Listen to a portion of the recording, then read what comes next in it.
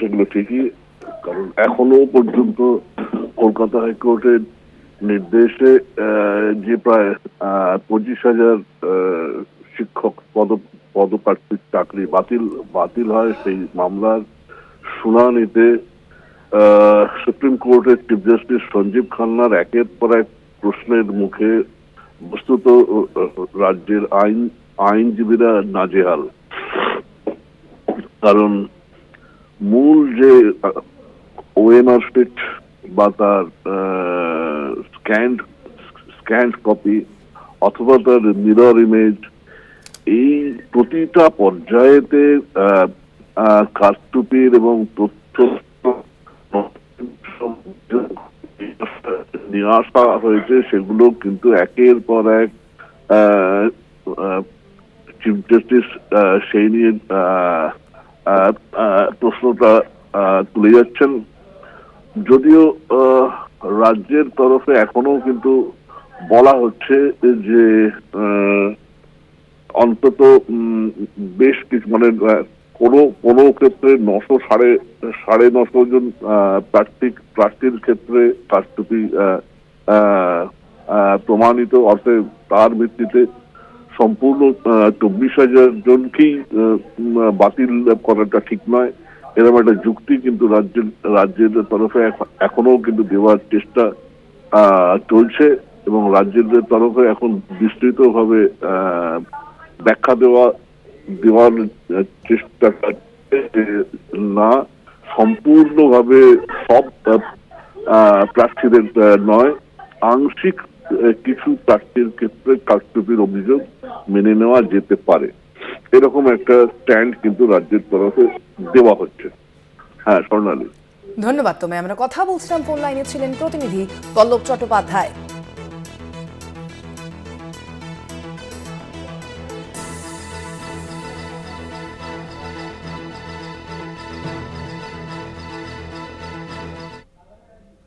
সংসদ ভবন চত্বরে ধুন্ধুমার, আম্বেদকর ইস্যুতে সংসদের বাইরে বিক্ষোভে বিজেপি এবং কংগ্রেস। আপনাদের জানিয়ে রাখি, আম্বেদকর ইস্যুতে কিন্তু ইতিমধ্যেই সংসদের বাইরে ধুন্ধুমার, সংসদ ভবন চত্বরে ধুন্ধুমার, আম্বেদকর ইস্যুতে সংসদের বাইরে বিক্ষোভে বিজেপি এবং কংগ্রেস দুপক্ষের নেতৃত্বই। আম্বেদকর ইস্যুতে সংসদের বাইরে বিক্ষোভ, একদিকে আমরা যেমন দেখতে পাচ্ছি যে আম্বেদকরের ছবি নিয়ে বিরোধীরা বিক্ষোভ করছেন, কংগ্রেস নেতৃত্ব।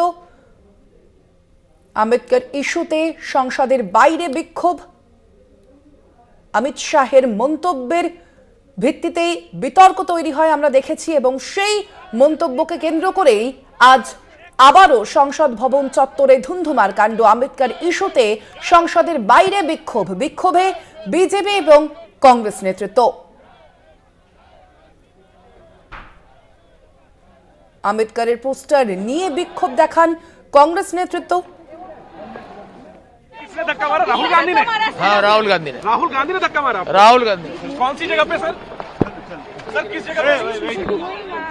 सर किस जगह पे? सीढ़ी के ऊपर में मैं खड़ा हुआ था। राहुल गांधी ने आकर के एमपी को धक्का लगाया। আজ ধুন্ধুমার কাণ্ড, এবং এই ধুন্ধুমার কাণ্ডের মধ্যে ধাক্কাধাক্কিতে আহত হয়েছেন বিজেপি সাংসদ প্রতাপ সারঙ্গী, এবং তিনি কি বলছেন শুনবো। हाँ, राहुल गांधी ने। किसने धक्का मारा? राहुल गांधी ने। हाँ, राहुल गांधी ने धक्का मारा। राहुल गांधी। कौन सी जगह पे सर? सर किस जगह पे? सर किस जगह पे? सीढ़ी के ऊपर में मैं खड़ा हुआ था और राहुल गांधी ने आकर के एमपी को धक्का लगाया, वो मेरे ऊपर गिर पड़ा और मैं। कहाँ चोट लगी सर आपको? कहाँ चोट लगी सर? एक बार दिखा दीजिए। ओहो, ये बेल्ट टू क्लाइंब। ये तो बहुत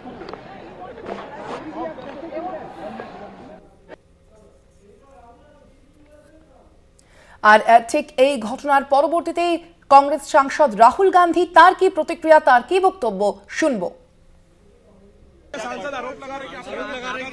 नहीं देखिए, मैं पता नहीं आपके, शांत हो जाए, आपके कैमरा में होगा, ये पार्लियामेंट की एंट्रेंस है, इसमें मैं अंदर जाने की कोशिश कर रहा था, तो बीजेपी के एमपी जो थे वो मुझे ऐसे रोकने की कोशिश कर रहे थे, धकेल रहे थे और मुझे धमका रहे थे, तो वो हुआ है।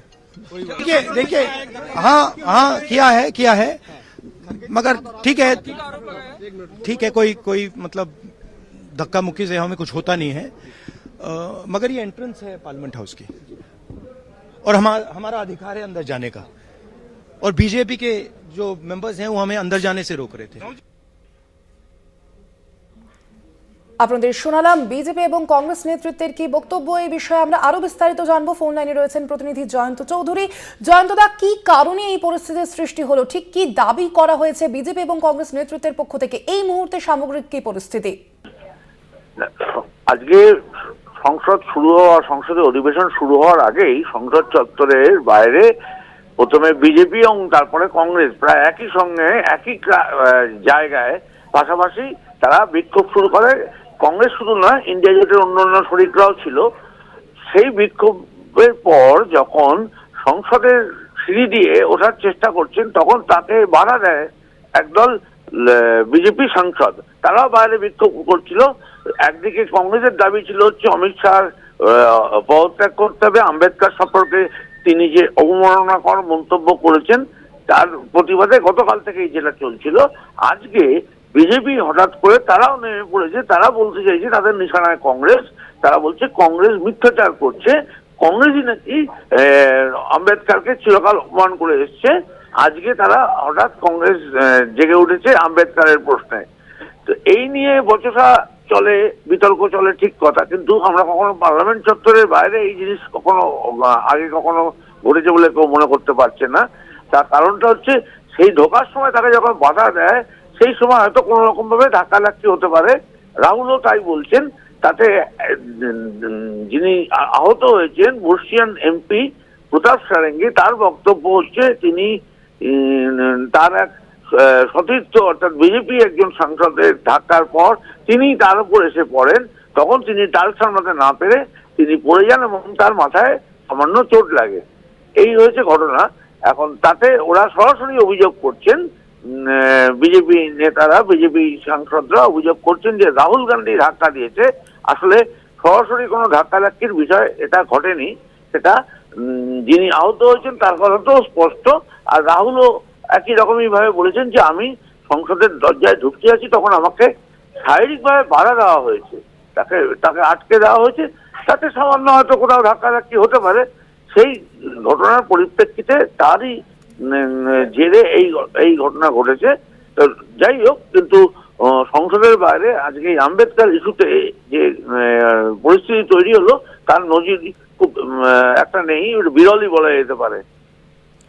ধন্যবাদ তোমায়। আমরা কথা বলছিলাম, ফোন লাইনে ছিলেন প্রতিনিধি জয়ন্ত চৌধুরী।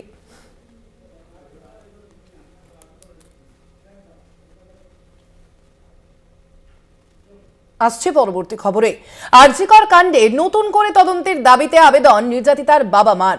বর্তমান তদন্তে আস্থা নেই, তদন্তের নামে তথ্য প্রমাণ লোপাট হয়েছে। বিচারপতি তীর্থঙ্কর ঘোষ অনুমতি দিয়ে সিবিআইকে মামলায় যুক্তর নির্দেশ দেন।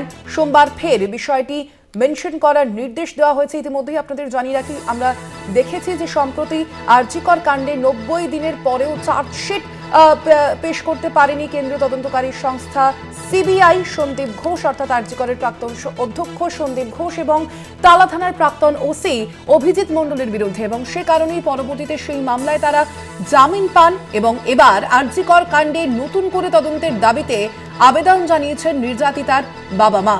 বর্তমান তদন্তে তাদের আস্থা নেই, তদন্তের নামে তথ্য প্রমাণ লোপাট হয়েছে। বিচারপতি তীর্থঙ্কর ঘোষ অনুমতি দিয়ে সিবিআইকে মামলায় যুক্ত নির্দেশ দেন। সোমবার ফের বিষয়টি মেনশন করার নির্দেশ দেওয়া হয়েছে। ইতিমধ্যেই আপনাদের জানিয়ে রাখি, নতুন করে নিজেদের মেয়ের খুনের তদন্ত চাইছেন নির্যাতিতার বাবা মা। সেই কারণেই কলকাতা হাইকোর্টে মামলা করেছেন আরজিকরের নির্যাতিতার বাবা মা। তারা যেমনটা জানিয়েছেন যে বর্তমানে যে তদন্ত চলছে, অর্থাৎ আপনারা জানেন, আমরা দেখেছিলাম যে গত 9 অগস্ট যে ঘটনা ঘটেছিল আরজিকরে, একেবারে নৃশংস যে খুন এবং ধর্ষণের ঘটনা ঘটেছিল, তার পরবর্তীতেই 13ই অগস্ট সিবিআই এর হাতে এই তদন্তভার যায় এবং সেই তদন্তেই কিন্তু আস্থা নেই নির্যাতিতার বাবা মার, এমনটাই বলা হচ্ছে তাদের পক্ষ থেকে। বর্তমান তদন্তে তাদের আস্থা নেই, তদন্তের নামে তথ্য প্রমাণ লোপাট হয়েছে। বিচারপতি তীর্থঙ্কর ঘোষ অনুমতি দিয়ে সিবিআইকে মামলায় যুক্তর নির্দেশ দিয়েছেন। সোমবার ফের বিষয়টি মেনশন করার নির্দেশও দেওয়া হয়েছে এবং তারা যে দাবি জানাচ্ছেন নির্যাতিতার বাবা এবং মা, যে দ্রুত নতুন করে তদন্ত শুরু করার নির্দেশ দিক আদালত, এমনটাই দাবি জানাচ্ছেন নির্যাতিতার বাবা এবং মা। আপনাদের জানিয়ে রাখি, আরজিকর কাণ্ডে নতুন করে তদন্তের আবেদন করেছেন নির্যাতিতার বাবা মা। 9 অগস্টের পর আমরা দেখেছি একদিকে যেমন চিকিৎসকরা তারা সেই ঘটনার পরবর্তীতে প্রতিবাদ করেছিলেন, রাত দখলের কর্মসূচি আমরা দেখেছি, রাজ্যবাসী তারা প্রতিবাদ করেছিল, এবং সম্প্রতি আমরা যেমনটা দেখলাম যে আরজিকর কাণ্ডে 90 দিনেও চার্জশিট পেশ করতে পারেনি সিবিআই সন্দীপ ঘোষ এবং অভিজিৎ মণ্ডলের বিরুদ্ধে, এবং অবশেষে আবারও এই আরজিকর কাণ্ডে নতুন করে তদন্তের আবেদন করেছেন নির্যাতিতার বাবা মা।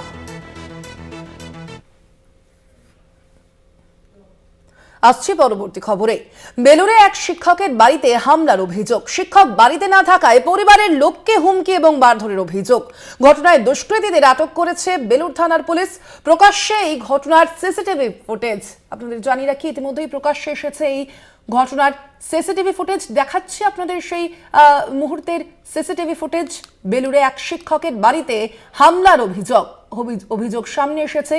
শিক্ষক বাড়িতে না থাকায় পরিবারের লোককে হুমকি এবং মারধরের অভিযোগও সামনে এসেছে। ঘটনায় দুষ্কৃতীদের আটক করেছে ইতিমধ্যেই বেলুর থানার পুলিশ। আরো বিস্তারিত জানবো, রয়েছেন প্রতিনিধি জগন্নাথ সামন্ত। জগন্নাথ, কি জানা যাচ্ছে, ঠিক কি অভিযোগ করা হয়েছে সেই শিক্ষকের পরিবারের পক্ষ থেকে? দেখো, অভিযোগ একেবারে গুরুতর। রাতের অন্ধকারে হামলার অভিযোগ উঠছে এবং তুমি ছবিতেও দেখবে সিসিটিভিতে পাথর ছোড়া এবং বাঁশ দিয়ে সিসিটিভি ভাঙার চেষ্টা করা হচ্ছে। অর্থাৎ তোমার ঘটনাস্থল বলে যাচ্ছি বেলুর এইচ.কে চ্যাটার্জি স্ট্রিট ভোট বাগান। সেই ভোট বাগানের এই ঘটনা। গতকাল রাতে দুই দুষ্কৃতী এসে হামলা চালায় এবং পরিবারের লোকজনকে বারবার বলে যে শিক্ষক কার্তিক প্রসাদ কোথায়। অর্থাৎ সে প্রাইমারি স্কুলের টিচার, তাকেই খোঁজাখুঁজি করছে, কিন্তু সে সেই কোনো কারণে রাতের বেলায় আসেনি। অর্থাৎ কোনো বিয়ে অনুষ্ঠানে তিনি ব্যস্ত ছিল বলে বাড়িতে ছিল না। কার্তিক প্রসাদকে মেরে দেওয়া হবে, কার্তিক প্রসাদের হামলা করা হবে, জানে মেরে দেওয়া হবে, প্রাণে মেরে দেওয়া হবে, এই বারবার কটূক্তি এবং গালিগালাজ করে। বাবা বাধা দিতে গেলে বাবাকে মারধর করা হয়। বাড়িতে দাদা ছিল এবং বৌদিরা ছিল, তাদের হুমকি দেওয়া হয়। অর্থাৎ নিজের জায়গায় একটি নির্মীয়মান বিল্ডিং বানাচ্ছে, কোনো প্রমোটার নয়, কোনো অন্য সংস্থা বানাচ্ছে না, নিজেরাই ভাইরা মিলে একটি প্রমোটিং করছে এবং নিজের জমির ওপর করছে।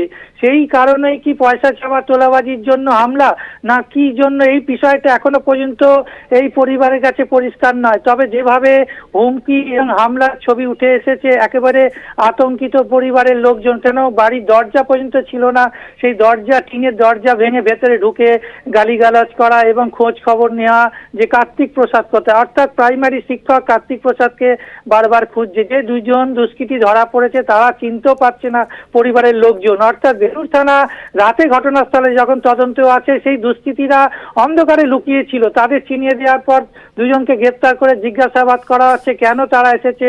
কোনো তোলাবাজি বা কোনো অন্য কোনো ঘটনা, যেহেতু নির্মীয়মান বিল্ডিং মানে তুমি জানো আশেপাশে দুষ্কৃতীরা এবং তোলাবাজরা পয়সার জন্য একটা হামলা, পয়সার জন্য একটা করে তোলাবাজি। এক্ষেত্রে কি ঘটনা, বেলুর থানা পুলিশ প্রকৃত খোঁজ খবর নিচ্ছে এবং সিসিটিভি ফুটেজও নিয়েছে। তবে দুজনকে গ্রেপ্তার করা হয়েছে, পরিবারের লোককেও জিজ্ঞাসাবাদ করা হচ্ছে। আর কোনো শত্রুতার কারণ কিনা, শুধু যে এই কারণ না অন্য কোনো কারণ আছে, সেই বিষয়টাও খতিয়ে দেখছে বেলুর থানার পুলিশ। তবে আতঙ্কিত এই কার্তিক প্রসাদের পরিবার, অর্থাৎ প্রাইমারি স্কুলের টিচার, তিনি আতঙ্কিত। তিনি লিখিত অভিযোগ দায়ের করেছে বেলুর থানায়। তবে এই মুহূর্তে দুজনকেই গ্রেপ্তার করা হয়েছে। পুরো বিষয়টাই খতিয়ে দেখছে বেলুর থানার পুলিশ।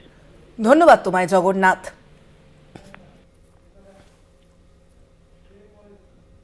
ট্রেনে মহিলাকে শ্লীলতাহানির অভিযোগে গ্রেপ্তার এক ব্যক্তি। মল্লারপুরের বাহিনা মোড় থেকে গ্রেপ্তার করে সাঁইথিয়া জিআরপি।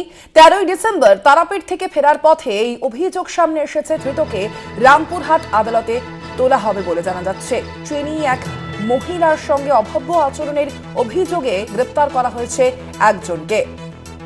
মল্লারপুরের বাহিনা মোড় থেকে গ্রেপ্তার করে তাকে সাঁইথিয়া জিআরপি। 13 ডিসেম্বর তারাপীঠ থেকে ফেরার পথে শ্লীলতাহানির অভিযোগ এবং সেই অভিযোগের প্রেক্ষিতেই ধৃতকে গ্রেপ্তার করা হয়েছে। ইতিমধ্যে এক ব্যক্তিকে এই অভিযোগে গ্রেপ্তার করেছে সাঁইথিয়া জিআরপিএস। মল্লারপুরের বাহিনা মোড় থেকে তাকে গ্রেপ্তার করা হয়। ট্রেনে এক মহিলার সঙ্গে অশালীন আচরণ করার অভিযোগ এবং সেই অভিযোগেই এবার গ্রেপ্তার করা হলো একজনকে। মল্লারপুরের বাহিনা মোড় থেকে গ্রেপ্তার করা হয় তাকে। বলে জানা যাচ্ছে। তাকে গ্রেপ্তার করেছে সাঁইথিয়া জিআরপি। 13ই ডিসেম্বর তারাপীঠ থেকে ফেরার পথে শ্লীলতাহানির অভিযোগ সামনে এসেছে এবং সেই অভিযোগেই গ্রেপ্তার করা হয়েছে একজন ব্যক্তিকে। ধৃতকে আজ রামপুরহাট আদালতে তোলা হবে বলে জানা যাচ্ছে। 13ই ডিসেম্বরের এই ঘটনা। 13ই ডিসেম্বর তারাপীঠ থেকে ফেরার পথেই সেই মহিলার সঙ্গে অশালীন আচরণ করা হয় বলে অভিযোগ এবং সেই অভিযোগেই গ্রেপ্তার করা হয়েছে একজনকে। মল্লারপুর বাহিনা মোড় থেকে তাকে গ্রেপ্তার করে সাঁইথিয়া জিআরপি। 13ই ডিসেম্বরের এই ঘটনা এবং সেই ঘটনাতেই গ্রেপ্তার করা হয়েছে এক ব্যক্তিকে। সাঁইথিয়া জিআরপি তাকে গ্রেপ্তার করেছে বলে জানা যাচ্ছে। আরো বিস্তারিত জানবো, চন্দন কর্মকার প্রতিনিধি রয়েছেন ফোন লাইনে। চন্দন, কি জানা যাচ্ছে এ বিষয়ে? দেখো, যেটা হচ্ছে ঘটনা সূত্রপাত হচ্ছে 13 ডিসেম্বর, যেটা হচ্ছে কলকাতার গড়িয়াহাট এলাকার এক মহিলা তারাপীঠে পুজো দিতে আসছিল। আর পুজো দিয়ে মা তারা এক্সপ্রেসে ট্রেনে করে যাওয়ার পথে চলন্ত ট্রেনে ওই মহিলার শ্লীলতাহানি ঘটে বলে এমনই অভিযোগ দায়ের হয়েছে সাঁইথিয়া জিআরপির কাছে। আর এই ঘটনার পরিপ্রেক্ষিতে সাঁইথিয়া জিআরপি তদন্তে নামে। ইতিমধ্যেই আজ সকালবেলায় মল্লারপুর থানা যে আছে বাহিনা মোড় এলাকা থেকে বৈদ্যনাথ দাস নামে এক ব্যক্তিকে সাঁইথিয়া জিআরপি গ্রেপ্তার করা। আর ইতিমধ্যেই তাকে রামপুরহাট আদালতে পাঠানো হয়েছে জিআরপির তরফ থেকে। সোনালী, ধন্যবাদ তোমায়। আমরা কথা বলছিলাম, ফোন লাইনে ছিলেন প্রতিনিধি চন্দন কর্মকার।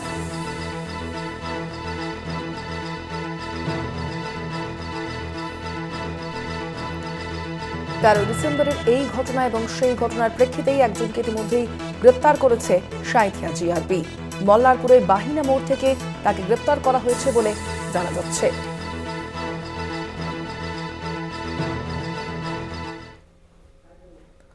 বাসে উঠে দাদাগিরি, দুই বাইক চালকের। মেদিনীপুর থেকে হাবড়ার পথে লেন ভেঙে বাসের সামনে চলে আসে বাইক চালক এবং কন্ডাক্টরকে মারতে গেলে বাস নিয়ে পাঁচলা থানায় যান বাস চালক। ঘটনা ইতিমধ্যেই দুজন বাইক চালককে আটক করেছে পাঁচলা থানার পুলিশ। এমনটাই জানা যাচ্ছে। বাসে উঠে দাদাগিরির অভিযোগ। দুই বাইক চালক তারা বাসের মধ্যে উঠে দাদাগিরি করে, এমনটাই অভিযোগ সামনে আসছে। মেদিনীপুর থেকে হাবড়ার পথে লেন ভেঙে বাসের সামনে চলে আসে বাইক এবং চালক ও কন্ডাক্টরকে মারতে গেলেই বাস নিয়ে পাঁচলা থানায় যান বাস চালক। আরো বিস্তারিত জানবো, ফোন লাইনে রয়েছেন প্রতিনিধি জগন্নাথ সামন্ত। জগন্নাথ, ঠিক কি ঘটনা জানা যাচ্ছে?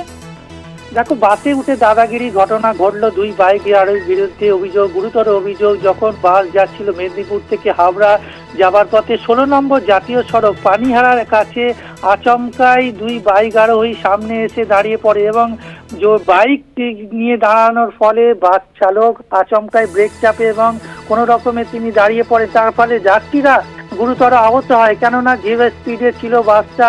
আচমকায় অন্য লেন থেকে দুই বাইক আরোহী যখন বাসের সামনে দাঁড়িয়ে পড়ে তাকে এমার্জেন্সি ব্রেক টিপতে হয়। সেই ঘটনা ঘটে, কিন্তু আচমকা বাসের উপর উঠে গাড়িওয়ালা কন্ট্রাক্টরকে মারধর, বাস ড্রাইভারকে মারধর শুরু করে দেয়।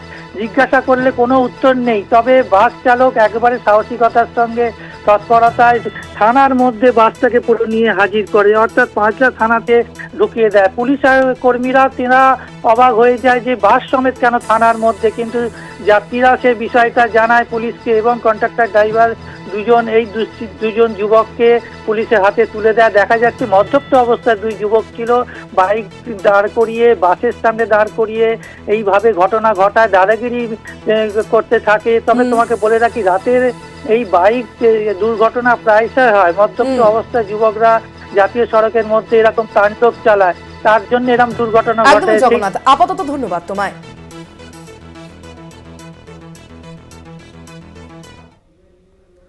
দীঘায় নির্মীয়মান জগন্নাথ মন্দির নিয়ে শুভেন্দু অধিকারীর কটাক্ষ। তার বিরুদ্ধে প্রতিবাদ মিছিল তৃণমূল কংগ্রেসের। সাধারণ মানুষজনের পাশাপাশি মিছিলে সামিল হন দীঘার বড় ও ক্ষুদ্র ব্যবসায়ী সহ টোটো অটো রিকশা চালকরা। যুব তৃণমূল নেতা সুপ্রকাশ ধীরি জানিয়েছেন, এই জগন্নাথ মন্দির দীঘা ও পার্শ্ববর্তী অঞ্চল সহ জেলার বহু মানুষের কর্মসংস্থানের সুযোগ দেবে। আরো বিস্তারিত জানবো, ফোন লাইনে রয়েছেন প্রতিনিধি সমীরণ।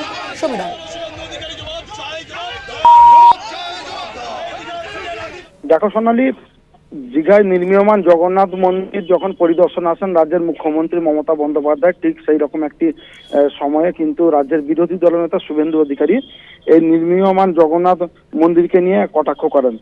তিনি বলেন দীঘার জগন্নাথ মন্দির কোনো মন্দির না, ওটা হচ্ছে কালচারাল সেন্টার। এই ধরনের কটূক্তিকে নিয়ে কিন্তু পথে নামলো এবার তৃণমূল কংগ্রেস। তৃণমূলের যুব সভাপতি কাঁথি সাংগঠনিক জেলা সুপ্রকাশ গিরি, যিনি কাঁথি ভাইসভার কাঁথি পুরসভার চেয়ারম্যান যিনি রয়েছেন, সেই সুপ্রকাশ গিরি সঙ্গে জেলা পরিষদের জেলা পরিষদের মৎস্য কর্মাধ্যক্ষ তরুণ জানা সহ সংখ্যালঘু সেলের নেতৃত্ব আনোয়ার উদ্দিন পথে নামলো দীঘাতে। এবং সেই সঙ্গে যে ব্যবসায়ী ইউনিয়ন রয়েছে এবং পাশাপাশি স্থানীয় যে টোটো এবং অটো চালকরা রয়েছে তারাও পথে নামলো। তাদেরও দাবি এই জগন্নাথ মন্দির নির্মাণ হলে কিন্তু এখানে কর্মসংস্থান বাড়বে, এখানে পর্যটকরা আসবে, পর্যটকরা যেরকম এখানে একটা পর্যটনের জন্য একটা নতুন একটা জায়গা পাবে, একটা আধ্যাত্মিক জায়গা পাবে, পাশাপাশি তাদের ক্ষেত্রেও কিন্তু এখানে দীঘা আরো ডেভেলপ হবে, দীঘা আগামী দিনে আরো এগিয়ে যাবে, এমনটাই তারা মনে করছেন। যে কারণে তারা রাজ্যের বিরোধী দলনেতা শুভেন্দু অধিকারীর এই মন্তব্যের বিরুদ্ধে নামেন। সুপ্রকাশ গিরি এমনটা বলছেন যে এবার যদি রাজ্যের বিরোধী দলনেতা এই ধরনের কোনো মন্তব্য বা কটূক্তি করে তাহলে আমরা আরো বৃহত্তরে আন্দোলনে নামবো। একদম ধন্যবাদ তোমায়। আমরা কথা বলছিলাম, ফোন লাইনে ছিলেন প্রতিনিধি সমীরণ সাউ। ওটা জগন্নাথ মন্দির নয়, জগন্নাথ মন্দির নয়। সরকারি টাকায় মন্দির মসজিদ গির্জা কিছু করা যায় না, গুরুদ্বারা করা যায় না। ওইটার নাম হচ্ছে শ্রী জগন্নাথ ধাম কালচারাল সেন্টার, সাংস্কৃতিক কেন্দ্র। মন্দিরকে কেন্দ্র করে যে মন্তব্যটা করেছেন এটাকে সাংস্কৃতিক মঞ্চের সঙ্গে তুলনা করেছেন, এটা আমরা নিন্দা জানিয়েছি, ধিক্কার জানাই এরকম একটি কথাকে যিনি বলেন। এটা তো আমি কিভাবে বললেন, রাজনীতি কি সব ক্ষেত্রে তিনি সনাতনী বলেন, অনেক ধর্মের কথা বলেন, অনেক কথা তার কথায় শোনা যায়, আমাদের মধ্যে বিভেদ তৈরি করার চেষ্টা করেন, সম্প্রীতি নষ্ট করার চেষ্টা করেন শুধুমাত্র সনাতনী বলে। তবে প্রকৃত যদি সনাতনী হন তিনি কি জানেন না এখনো সারা ভারতবর্ষের বিভিন্ন জায়গাতে এটা পাথরকে নিয়ে আমরা শীতলা মায়ের পুজো অর্চনা করি।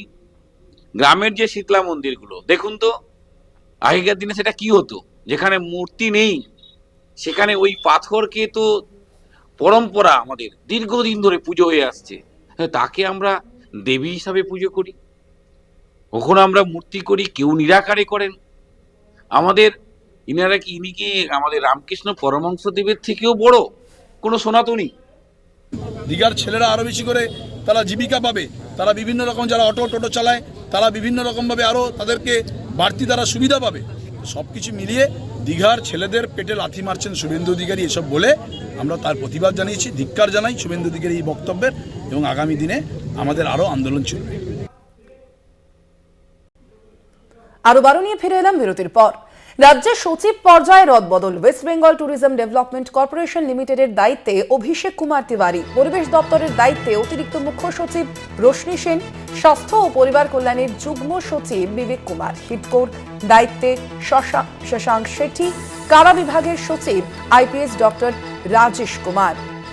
রাজ্যের সচিব পদে আবারও রদবদল। আরো বিস্তারিত জানবো, ফোন লাইনে রয়েছেন প্রতিনিধি দেবাশিস সেনগুপ্ত। দেবাশিস দা, কি জানা যাচ্ছে এই বিষয়ে?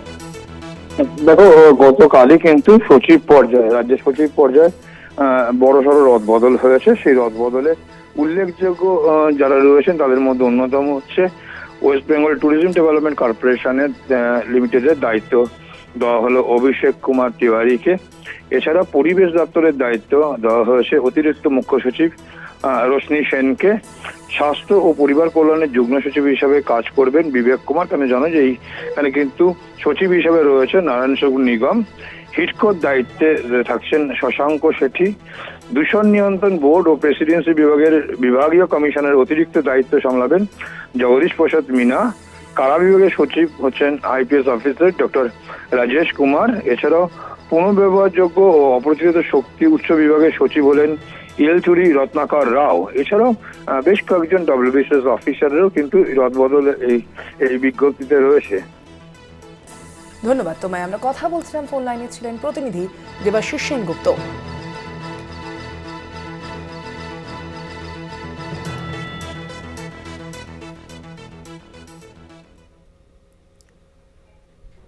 সুপ্রিম কোর্টে এসএসসি মামলার শুনানি, শীর্ষ আদালতের তীব্র সমালোচনার মুখে এসএসসি। নিয়োগ প্রক্রিয়ায় স্বচ্ছ ভাবমূর্তি রাখেনি এসএসসি। নাইসা, ডেটা, স্ক্যানটেক কেউই স্বচ্ছতার সঙ্গে নিয়োগ করেনি। যোগ্য ও অযোগ্যদের আলাদা করা সম্ভব, আদালতে এমনটাই জানানো হয়েছে রাজ্যের পক্ষ থেকে। প্রকৃত ওএমআর শিট নেই মন্তব্য করা হয়েছে সুপ্রিম কোর্টের পক্ষ থেকে। হাইকোর্ট সঠিক রায় দিয়েছে মন্তব্য করেছেন প্রধান বিচারপতি। 2016 ওএমআর শিট নষ্ট করা হয়। 2019-এ কমিশন 22 লক্ষ ওএমআর শিট সংরক্ষণ সম্ভব নয়, এমনটাই জানানো হয়েছে কমিশনের পক্ষ থেকে। আপনাদের জানিয়ে রাখি, এসএসসি মামলার শুনানি চলছে আজ এবং সেই বিষয়ে এমন মন্তব্য করা হয়েছে সুপ্রিম কোর্টের পক্ষ থেকে। আজ সুপ্রিম কোর্টে এসএসসি মামলার শুনানি রয়েছে এবং সেই শুনানিতেই এই মন্তব্য শীর্ষ আদালতের। তীব্র সমালোচনার মুখে পড়েছে এসএসসি। নিয়োগ প্রক্রিয়ায় স্বচ্ছ ভাবমূর্তি রাখেনি এসএসসি। নাইসা, ডেটা, স্ক্যানটেক কেউই স্বচ্ছতার সঙ্গে নিয়োগ করেনি, এমনই বলা হয়েছে সুপ্রিম কোর্টের পক্ষ থেকে। আরো কি বলা হয়েছে জানবো, রয়েছেন প্রতিনিধি ফোন লাইনে পল্লব চট্টোপাধ্যায়। পল্লব দা, দেখো, স্কুল সার্ভিস কমিশনের বিরুদ্ধে যে অভিযোগগুলো উঠেছে এবং হাইকোর্টের নির্দেশে 24,000-এর মতো নিয়োগ বাতিল হয়েছিল, এই মামলাতে সুপ্রিম কোর্টেও আজকে কিন্তু এসএসসি মতো প্রশ্নের মুখে এই মুহূর্তে কিন্তু এসএসসি প্রাণপণ কাজ চালাচ্ছে এটা বোঝাতে যে তাদের তরফে এমন কিছু ভুল ছিল না যার ফলে পুরো 24,000 নিয়োগ বাতিল হতে পারে। বড়জোর 900 জনের চাকরি বাতিল হতে পারে। এই যুক্তিতে তারা দেখাতে চাইছে যে এবং থেকে ইমেজ নেওয়া বা তার স্ক্যানিংটা নাইসাকে দেওয়া হয় দায়িত্বটা, সেখানে ডাটা স্ক্যানের কোনো ভূমিকা কিন্তু এসএসসির সঙ্গে সরাসরি ছিল না। কিন্তু সিবিআই এর তদন্তে কিন্তু দেখা গেছে যে নাইসা কিন্তু ডাটা স্ক্যানকে এই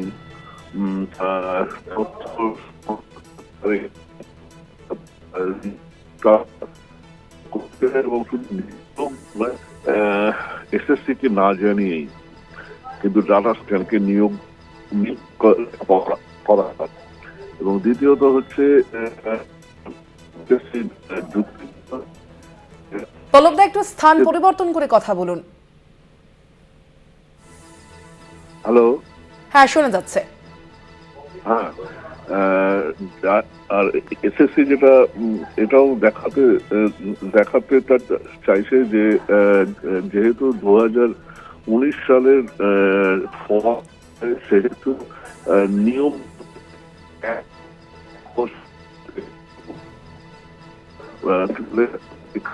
পরীক্ষার উত্তরপত্র। ধন্যবাদ আপনাকে পল্লব দা। আপাতত আমরা কথা বলছিলাম, ফোন লাইনে ছিলেন প্রতিনিধি পল্লব চট্টোপাধ্যায়।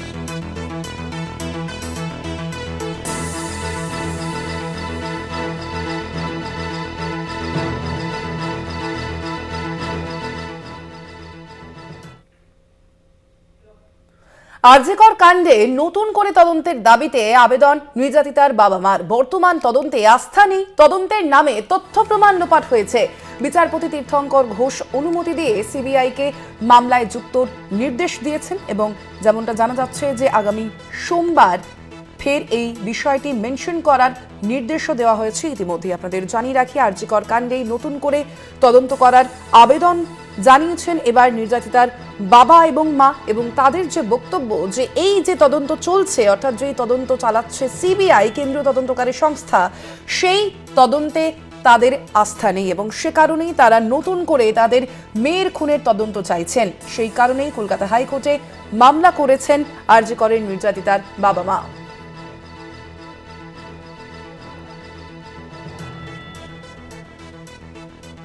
আর ঠিক এই বিষয়ে আমরা কথা বলেছিলাম রাজনৈতিক নেতৃত্বের সঙ্গে, তাদের কি প্রতিক্রিয়া শুনবো। যে তথ্য প্রমাণ যেটা ছিল সেটা প্রথম রাতেই বেড়াল মেরে দিয়েছেন আমাদের মাননীয় পুলিশ মন্ত্রী মমতা বন্দ্যোপাধ্যায়। ফলে তারপর আর বিশেষ কোনো তথ্য প্রমাণ জোগাড় করার মতন অবকাশও সম্ভবত সিবিআই এর হাতে ছিল না। কিন্তু তারপরেও যখন তারা এই মামলাটা দায়িত্ব নিয়েছিলেন, তখন ব্যর্থতার দায়ও তাদেরকেই নিতে হবে। কিন্তু এটা আমরা বুঝি যে একটা পোস্টমর্টেম রিপোর্ট এটা অত্যন্ত ভ্যালিড। তো সেই পোস্টমর্টেম রিপোর্টটা তো আর দ্বিতীয়বার পোস্টমর্টেম করার অবকাশই রাখিনি এই সরকার, কারণ মৃতদেহটাকেই লোপাট করে দিয়েছিল। পাশাপাশি আপনি ভাবুন যে পাশের যে ঘরটা, যেখান থেকে আরো কিছু বায়োলজিক্যাল এভিডেন্স পাওয়া যেত বলে আশা করছি আমরা, সেটাও তারা ভেঙে চুরে তছনছ করে দিয়েছিল।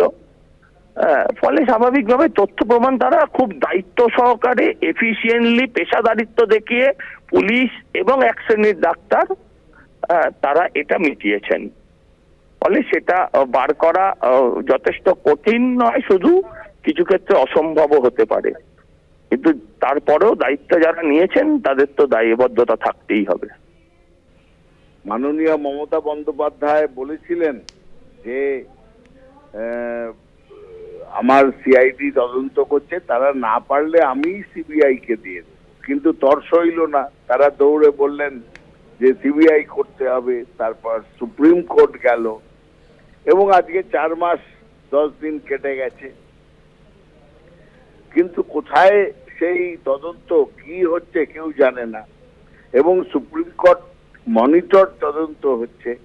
এখানে তারা হাইকোর্টের এক জাস্টিসের কাছে গিয়ে বলছে, হুজুর যে আমরা নতুন তদন্ত চাই। সুতরাং এই পর্যায়ে আদালত ঠিক করবে কি হবে।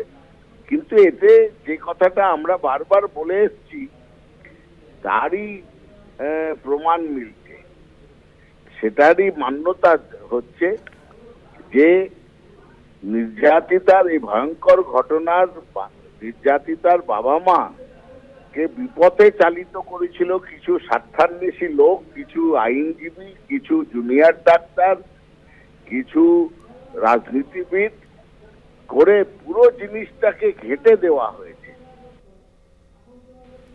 যে প্রথম দিন থেকে আরজি করের ঘটনায় তদন্তের নামে যে প্রহসন হচ্ছে এবং রাজ্য এবং কেন্দ্রের তদন্তকারী সংস্থা বিষয়টাকে লঘু করে দেখানোর চেষ্টা করেছেন এবং ধামাচাপা দিয়েছেন। আমরা বলছি তো, কলকাতা পুলিশ থেকে মানে সিবিআই কেউ তদন্ত সঠিকভাবে করেননি, এবং এই তদন্ত যদি সঠিকভাবে করা হয় অনেক প্রভাবশালী এর পেছনে জড়িত আছে, এটা আমরা বিশ্বাস করি।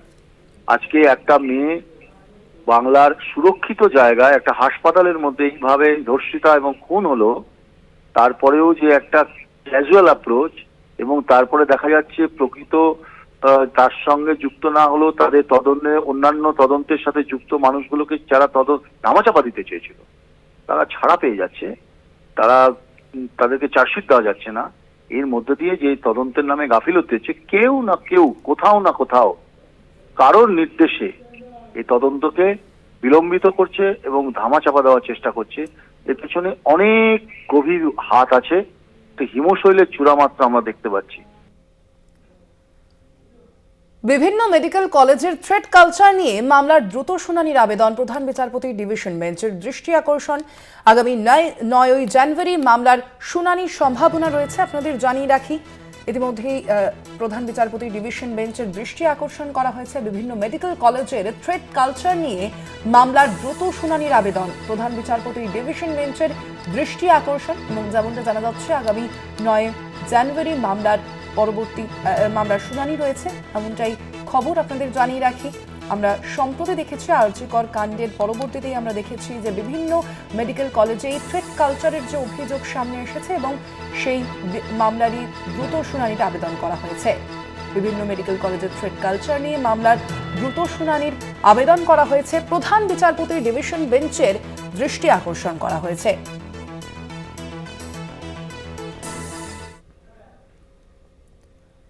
আসছি পরবর্তী খবরে। কাঁকড়া ধরতে গিয়ে বাঘের আক্রমণে মৃত্যু মৎস্যজীবীর। সুন্দরবনের আজমলমারি জঙ্গলে 5 সঙ্গীকেই নিয়ে কাঁকড়া ধরতে যান তারা। কাঁকড়া ধরতে গিয়ে বিপত্তিতে পড়েন তারা এবং মৃত্যু হয় মৎস্যজীবীর। কুলতলির বৈকুণ্ঠপুর পুরের বাসিন্দা বলে জানা যাচ্ছে ওই মৎস্যজীবী সুন্দরবনের আজমমারি যে জঙ্গল, সেখানেই তারা কাঁকড়া ধরতে গিয়েছিলেন এবং সেখানেই জঙ্গলে 5 সঙ্গীকে নিয়ে গিয়েছিলেন সুন্দরবনের আজমলমারি জঙ্গলে, এবং সেই কাঁকড়া ধরতে গিয়েই বিপত্তিতে পড়েন তারা। মৃত্যু হয় মৎস্যজীবীর। কুলতলির বৈকুণ্ঠপুরের বাসিন্দা ওই মৎস্যজীবী, এমনটাই জানা যাচ্ছে।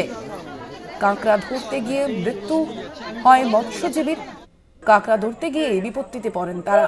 কাঁকড়া ধরতে গিয়ে বাঘের আক্রমণে মৃত্যু হয় মৎস্যজীবীর। সুন্দরবনের আজমলমারি জঙ্গলে 5 সঙ্গীকে নিয়ে কাঁকড়া ধরতে যান তারা এবং সেখানে গিয়েই মৃত্যু হয় এক মৎস্যজীবীর।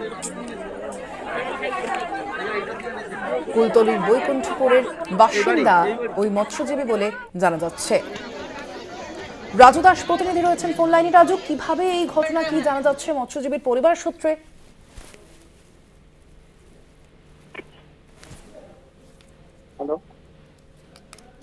রাজু, শোনা যাচ্ছে? হ্যাঁ, প্রশ্নটা যদি আবার করো। হ্যাঁ রাজু, কিভাবে এই ঘটনা, এখনো পর্যন্ত মৎস্যজীবীর পরিবার সূত্রে কি জানা যাচ্ছে? দেখো, এখনো পর্যন্ত মৎস্যজীবীর পরিবার সূত্রে জানা যাচ্ছে সে কাঁকড়া ধরতে গেছিল, তার সঙ্গে 3 সাথী সঙ্গী ছিল এবং তারপরে অতর্কিতে বাঘ তার উপর আক্রমণ করে এবং গভীর জঙ্গলে টেনে নিয়ে যায় এবং তারপরেই কিন্তু তার সঙ্গী সাথীরা স্থানীয় মইপিট কোস্টাল থানায় এসে খবর দেয় এবং সেখানে বন দপ্তরের পক্ষ থেকে তাকে তল্লাশি করা শুরু হয় এবং তারপরেই কিন্তু সেই মৎস্যজীবীকে উদ্ধার করে স্থানীয় হাসপাতালে নিয়ে আসে। চিকিৎসক তাকে মৃত বলে ঘোষণা করেন এবং এই ঘটনা এলাকায় কিন্তু শোকের ছায়া নেমে এসেছে। মূলত তার বৈধ পাস ছিল বলে জানা যাচ্ছে বৈধ বন দপ্তরের সূত্রে, এবং তারপরেই এরকম ঘটনা কিন্তু এই শীতের মরশুমে কিন্তু এবারে প্রথম দেখা গেল এবং যথেষ্ট শোকের ছায়া নেমে এসেছে মইপিট কোস্টাল থানা এলাকায় এবং বন দপ্তরের পক্ষ থেকে তাদেরকে যে পাশে দাঁড়ানো এবং স্থানীয় নেতৃত্ব রাজ্য সরকারের পক্ষ থেকে তাদের পরিবারের পাশে দাঁড়ানোর আশ্বস্ত করা হয়েছে। ধন্যবাদ তোমায়। আমরা কথা বলছিলাম, ফোন লাইনে ছিলেন প্রতিনিধি রাজু দাস।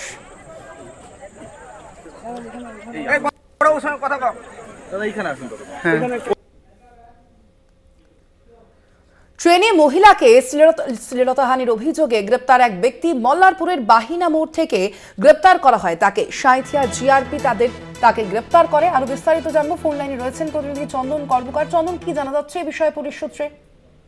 দেখো, যেটা জিআরপি পুলিশ সূত্রে যেটা জানা যাচ্ছে যে ডিসেম্বরের 13 তারিখে তারাপীঠে পুজো দিতে এসেছিলেন গড়িয়াহাট এলাকার এক মহিলা তার পরিবার নিয়ে, আর সেই সময়তে মা তারা এক্সপ্রেস ট্রেনের ভিতরেই ঘটনাটি ঘটে। মহিলার যেটা অভিযোগ যে মা তারা এক্সপ্রেসে করে শিয়ালদা দিকে যখন যাচ্ছিল সেই সময়তে বেশ কিছু লোকজন রামপুরহাট এলাকা থেকে ওঠে, আর তারপরে সেই মহিলাকে শ্লীলতাহানি করে এবং মারধর করে বলে এমনই অভিযোগ জানায়। এরপরই ওই মহিলা জিআরপির কাছে অভিযোগ জানায়। ইতিমধ্যে তদন্তে নামে সাঁইথিয়া জিআরপি।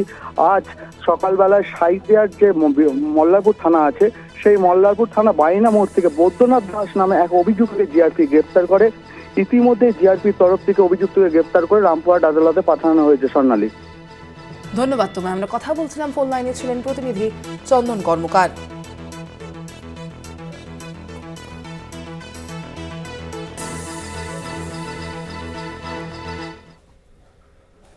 দীঘায় নির্মীয়মান জগন্নাথ মন্দির নিয়ে শুভেন্দু অধিকারীর কটাক্ষ। তার বিরুদ্ধে প্রতিবাদ মিছিল তৃণমূল কংগ্রেসের। সাধারণ মানুষজনের পাশাপাশি মিছিলে সামিল হন দীঘার বড় ও ক্ষুদ্র ব্যবসায়ী সহ টোটো ও অটোরিকশা চালকরা। যুব তৃণমূল নেতা সুপ্রকাশ গিরি জানিয়েছেন, এই জগন্নাথ মন্দির দীঘা ও পার্শ্ববর্তী অঞ্চল সহ জেলার বহু মানুষের কর্মসংস্থানের সুযোগ দেবে। এদের নিউ দীঘা থেকে ওল্ড দীঘা পর্যন্ত প্রায় 3 কিলোমিটার মিছিল ও পথসভা অনুষ্ঠিত নেতৃত্ব দেন কাঁথির সাংগঠনিক জেলা তৃণমূলের নেতা তথা পূর্ব মেদিনীপুর জেলা পরিষদের মৎস্য কর্মাধ্যক্ষ তরুণ জানা, কাঁথি সাংগঠনিক জেলা যুব সভাপতি তথা কাঁথি পৌরসভার চেয়ারম্যান সুপ্রকাশ গিরি, জেলা সংখ্যালঘু নেতা আনোয়ার উদ্দিন সহ অন্যান্য নেতৃবৃন্দ। নিউ দীঘা থেকে ওল্ড দীঘা পর্যন্ত এই মিছিল চলে।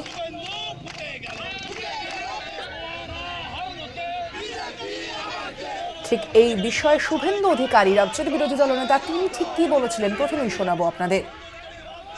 ওটা জগন্নাথ মন্দির নয়, জগন্নাথ মন্দির নয়। সরকারি টাকায় মন্দির মসজিদ গির্জা কিছু করা যায় না, গুরুদ্বারা করা যায় না। ওইটার নাম শ্রী জগন্নাথ ধাম কালচারাল সেন্টার, সাংস্কৃতিক কেন্দ্র। শুভেন্দু অধিকারীর এই বক্তব্যের পর তৃণমূলের পক্ষ থেকে ঠিক কি বলা হচ্ছে শোনাবো আপনাদের। মন্দিরকে কেন্দ্র করে যে মন্তব্যটা করেছেন, এটাকে সাংস্কৃতিক মঞ্চের সঙ্গে তুলনা করেছেন, এটা আমরা নিন্দা জানিয়েছি, ধিক্কার জানাই এরকম একটি কথাকে। যিনি বলেন, এটা তো আমি কিভাবে বললেন, রাজনীতি কি সব ক্ষেত্রে? তিনি সনাতনী সনাতনী বলেন, অনেক ধর্মের কথা বলেন, অনেক কথা তার কথায় শোনা যায়, আমাদের মধ্যে বিভেদ তৈরি করার চেষ্টা করেন, সম্প্রীতি নষ্ট করার চেষ্টা করেন শুধুমাত্র সনাতনী সনাতনী বলে। তবে প্রকৃত যদি সনাতনী হন, তিনি কি জানেন না এখনো সারা ভারতবর্ষের বিভিন্ন জায়গাতে একটা পাথরকে নিয়ে আমরা শীতলা মায়ের পুজো অর্চনা করি।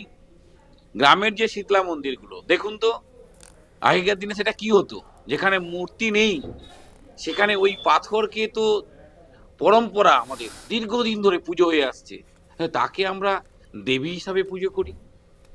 কখনো আমরা মূর্তি করি, কেউ নিরাকারে করেন। আমাদের ইনি কি আমাদের রামকৃষ্ণ পরমহংসদেবের থেকেও বড় কোনো সনাতনী? দীঘার ছেলেরা আরো বেশি করে তারা জীবিকা পাবে, তারা বিভিন্ন রকম যারা অটো টোটো চালায় তারা বিভিন্ন রকমভাবে আরো তাদেরকে বাড়তি তারা সুবিধা পাবে। সবকিছু মিলিয়ে দীঘার ছেলেদের পেটে লাথি মারছেন শুভেন্দু অধিকারী, এসব বলে আমরা তার প্রতিবাদ জানিয়েছি, ধিক্কার জানাই শুভেন্দু অধিকারী এই বক্তব্যের, এবং আগামী দিনে আমাদের আরো আন্দোলন চলবে। আরো আজ এ পর্যন্তই। দেখতে থাকুন কলকাতা টিভি, রাত দিন 7 দিন।